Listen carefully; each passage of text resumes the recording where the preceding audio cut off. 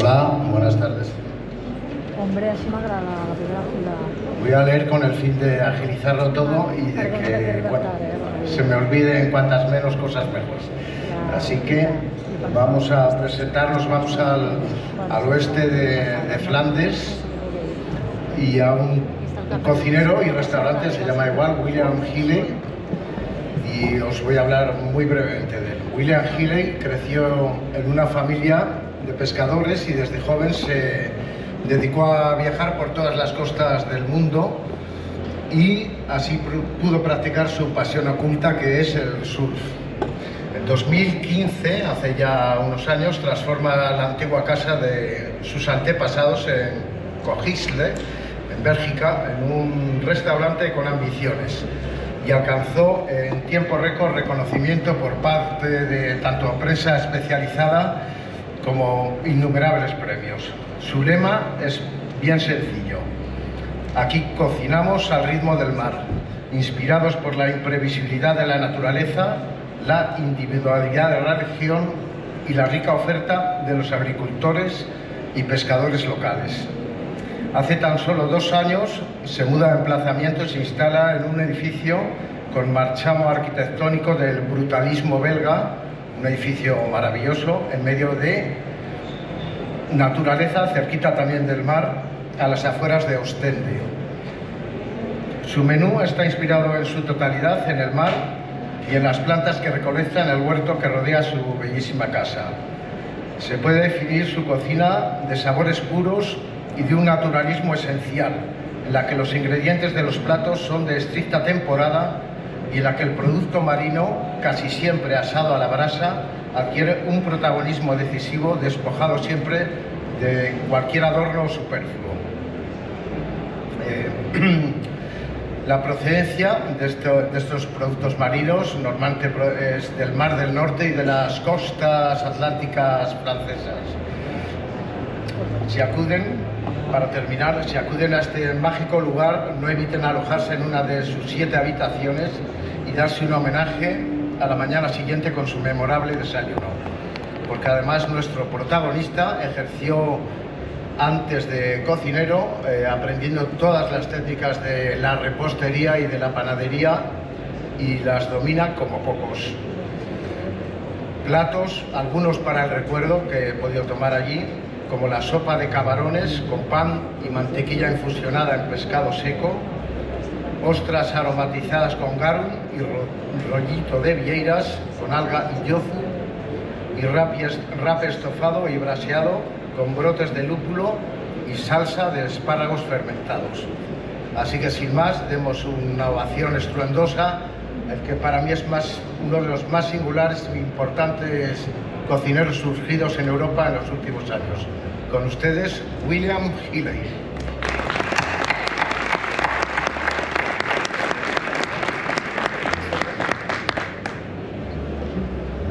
Hola. Hello everybody. My name is Willem. Thanks for the introduction. I'm very grateful to be here in Madrid Fusión. I can almost not believe it, but whatever. I did not prepare anything to cook because I work on shrimp based. The recipe I wanted to show you guys, it's a recipe of my grandmother, but there are no shrimps for the moment. That's not the right season, and that's why I'm not cooking it. So I'm just gonna tell you guys a little bit where I'm from, what I'm doing, why. For me, cooking is all based on observation and being a part of the society, be a part of the nature, you know. I truly don't believe like in very technical recipes. It doesn't work out for me, you know. You just saw the opposite. So I'm very like surprised if I see these kind of things, but I'm a totally different person, a total different personality. I try to create dishes where I change the product into an emotion in a different way, in an authentic way, in a way that I use traditional techniques, that I respect the terroir, the local ingredients, the farmers next door, the stories from fishermen, So many things that can inspire me. Also, what inspired me last year the most was the son of my girlfriend. He's a little boy of 8 years old, and the moment that he starts to draw and he sits there and he watches like just a sheet of paper, a white sheet of paper, he's very naive and he doesn't know anything, almost nothing, you know, but he's very childish, so he just draws with no complexity, just he creates. And I think for me that was so important, because I think I maybe lost my cooking a little bit. Sometimes you have these waves as a chef. And by watching that child, I started to create new dishes in that point of view. I went to the fisherman in the morning, I buy my fish, I have my farmers, and that's a white sheet of paper. So every day we create 2 menus, a lunch menu and a dinner, and it's always different. And okay, maybe there is not a consistency like in a lot of Michelin star restaurants where there has to be consistency and there has to be always like a certain line and an organization. I don't have 50 people working, I have a smaller organization of 18 people. And it's not always easy for them to follow me because I'm quite unpredictable, but that's what gives me the freedom of cooking. That's what gives me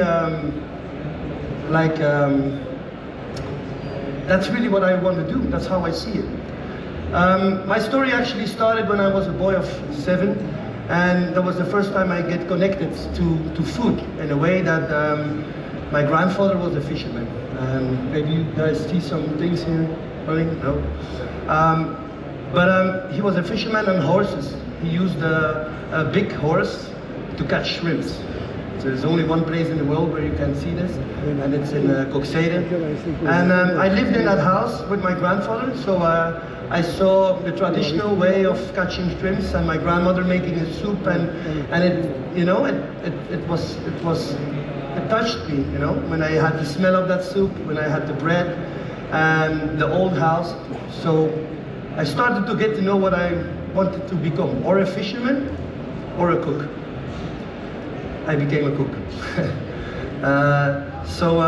Then further on, my school career was a little bit hard, it was a little bit difficult. You know, my parents were not always happy with my choices I made in life. But one day my dad said, okay, Willem, that's okay, your grades are not good. Maybe you should go to a bakerman, you know, and you should work at night. It was more as a punishment as well. So yeah, I did it, and I started baking, and I remember that the guy said to me, he was a big guy with big hands, and he said, you drink coffee? And I said, no, I don't drink coffee, I don't like coffee. He said, no, you should drink coffee, you know, you want to become a bakerman, you have to start drinking coffee during the night. And so the guy, he gave me a tass of coffee, and he was baking bread, like brioche bread with raisins. And he took a loaf of the bread, he took some manteiga, some butter, and some salt. He soaked it in the coffee, and he put it in my mouth. I'm never gonna forget that moment. That's the first moment I drank coffee. For me now in the restaurant, it's a miniardise. It's one of the cookies that we give in the restaurant. And it's just the timing of baking the bread in a wood oven, taking it out, slice it up, butter, salt, soak it in the coffee. It doesn't have to be so complex, that's what I mean. But in the meanwhile, it is very complex. It's the timing, it's the traditional way of making the bread. Other techniques that I love a lot is the smoking techniques, you know. I'm not a big fan of smoking in the moment, putting a hole on it, bringing it on the table. For me, that's nothing to do with smoking. It's a lot to do with, how you say it, with maybe not ego, but I don't know. But I don't understand this kind of food. Smoking is a traditional way of preserving fish. So in that point of view, if you have the timing to smoke a codfish and you bring it to the people in the moment, you don't even need a sauce. It's so juicy, the fish. People slice it up, little vinaigrette next to it, done. That's what I like. It's complex, but it's simple. My story.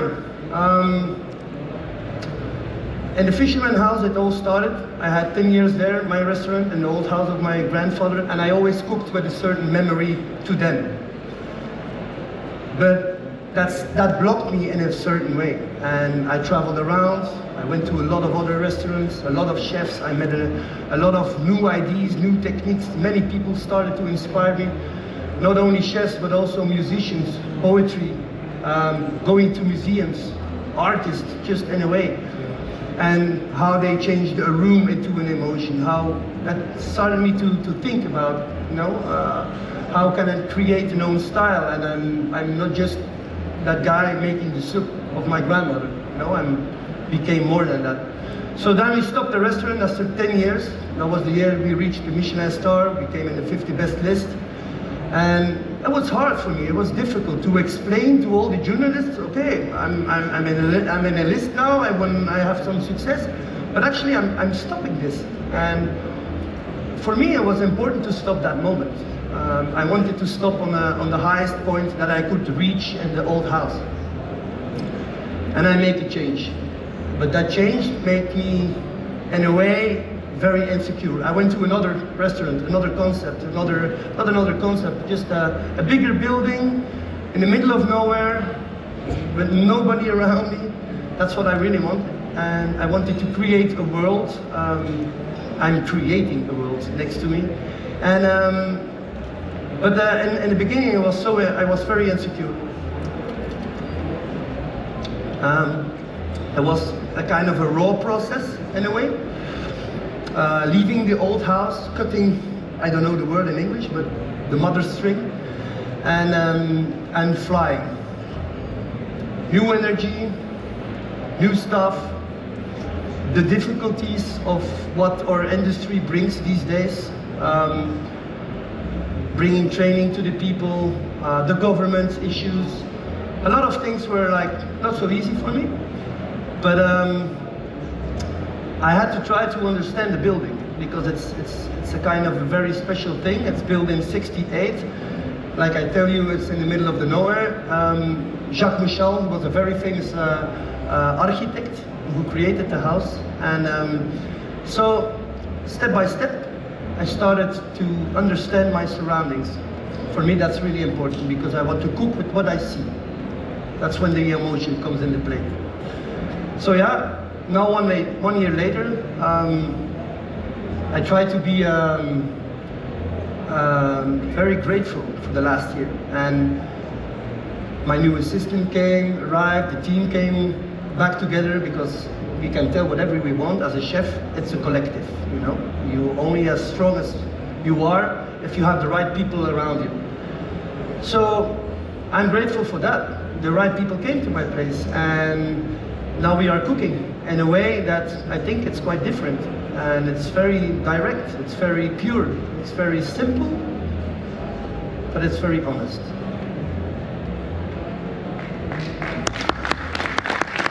Sorry, I have to talk 30 minutes or not? Okay. Yeah, I'm over, you know, I'm okay. If that's okay for you guys.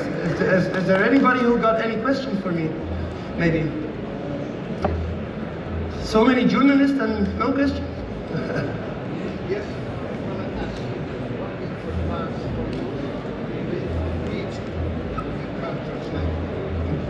Sorry? That's I mean. What importance is for you the meat? The meat? I don't cook a lot with meat, to be honest. If I cook with meat, I use only meat in the game season. You know, that's why we preserve the meat. You know, that's how we. I work with my local hunters. So from the month of September until January, now I just added, we have 3 months that we work on game, and yeah, we do all traditional dishes with game. But what I love the most is, of course, fish. We make dishes that we do the ikijimi technique. Every morning I go to the fish market, and by having a good understanding with the fishermen, they serve you the right fish. But it's something that it's a relationship that you have to build on. Okay, so it's not by coming one day to the fish market with a camera team that you're gonna get like the good market. It's how it works. And then we come in the restaurant with the fish, and we try to dry age fish a lot. We make a lot of fish charcuterie as well. So yeah, many certain techniques that we try to do. More questions, please? No? Okay. So yeah.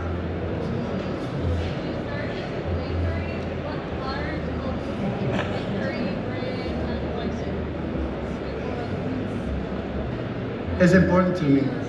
So the question is, she asked me, what part of the bakery inspires me the most? Well, this kind of thing. Before I used to work as a pastry chef, and it was very technical, and the chocolate, of course, Belgium chocolate. I worked at Marcolini's place, maybe you guys know it. And it was very important to work actually on the chocolate. That was, for me, something, a new world, the flavors of the chocolate. It's interesting. And then also the bread, sourdough bread. We are in the restaurant, we have a place that, we have 8 hectares around us. So we started now to work with old wheats, and we are growing our own wheats actually to make the flour. And I do it together with a local farmer and with a local baker man. And the guy, he learned me a lot about how the wheat grows and all these kind of things. Also with the university, we work together. And yeah, it's very interesting that you can actually make a bread from the wheat that you grow yourself. Also always in the wood oven baked. Yeah, this is what we try to do in the restaurant.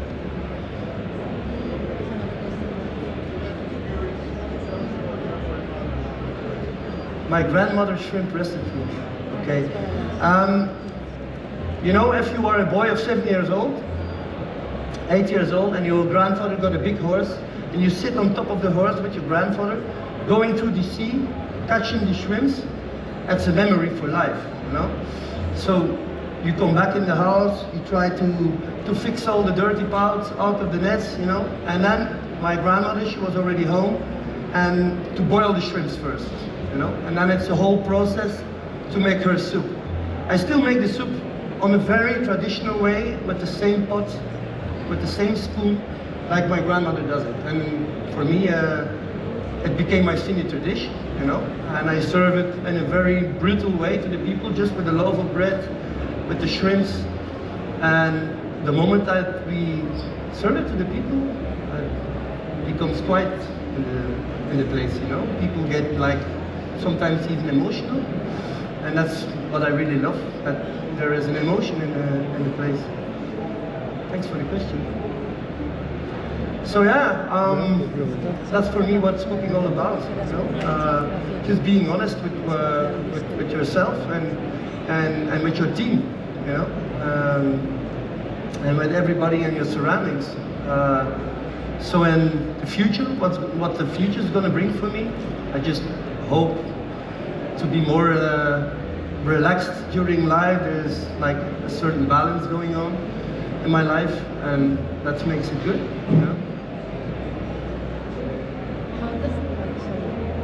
Willem.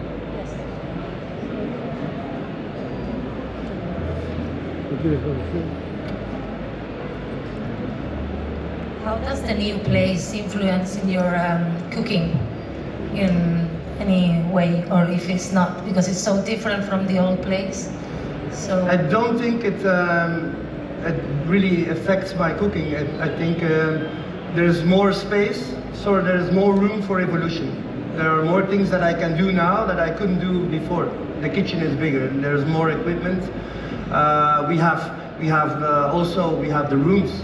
So there is a breakfast coming now. So what do I want for a breakfast? You know, there are many more things going on. There is a bar. We're working way more on the cocktails. We are. I think that the experience that we can give to the people now is totally different than what we did in the old place. You know, that was very authentic and adorable, but now it's more universal, I think. And I think it affects my cooking in a way that we can do. I can work faster. I can work. I can work more direct. You know, more complex. Sorry, do you have any plans for their surroundings? You know, about the. Yeah, well, that's also a little bit depends on the government, you know. But with the 8 hectares, I'm starting up a social project that we can share the ground with all the new people from the city. You know, we have in Ostend 10,000 new speaking people, immigrant people in the city.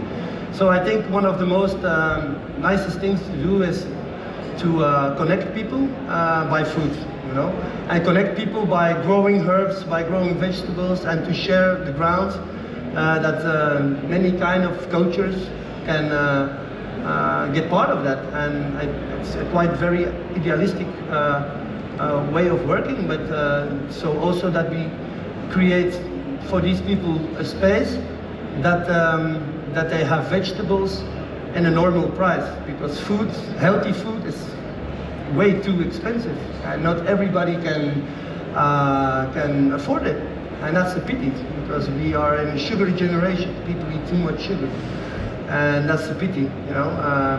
So I'm a dreamer, and I dream that maybe with all these places that we have, we can work on the schools and the surroundings, that the children can have a certain value of vegetables, not like all the prep things by big companies, and sorry, I don't want to offend anybody, but it's what it is, you know.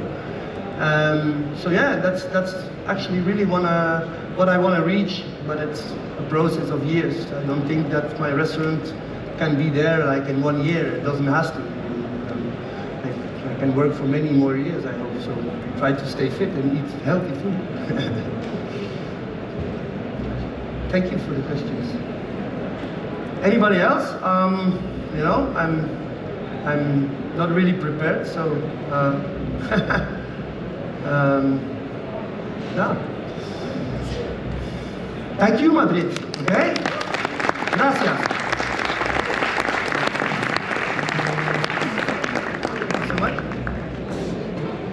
Planificar lo que vamos a comprar es la mejor manera de no desaprovechar nada.